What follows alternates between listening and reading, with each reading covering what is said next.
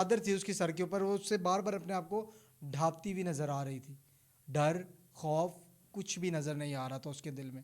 اس نے کہا کوئی مجھے ہاتھ نہ لگائے، ہاتھ لگانے والے کو تم نے مار دیا، مجھے مارنے آئے ہو مجھے مار دو، مجھے جان قبول ہے لیکن کوئی غیر محرم مجھے ہاتھ نہ لگائے. اور اس نے جاتے جاتے ایک آخری الفاظ بھی ادا کیے، وہ بھی میں آپ کو بتا چلوں. اس خاتون نے کہا کہ میں نے نکاح کیا ہے، زنا نہیں کیا.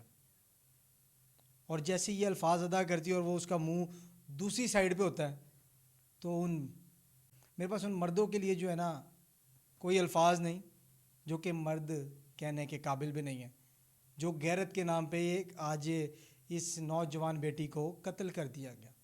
یہ غیرت کے نام پہ قتل نہیں ہے، جو کہ ہم نے اپنے اندر کا غصہ ٹھنڈا کرنے کے لیے آج دو جانیں یہ دو قتل کیے.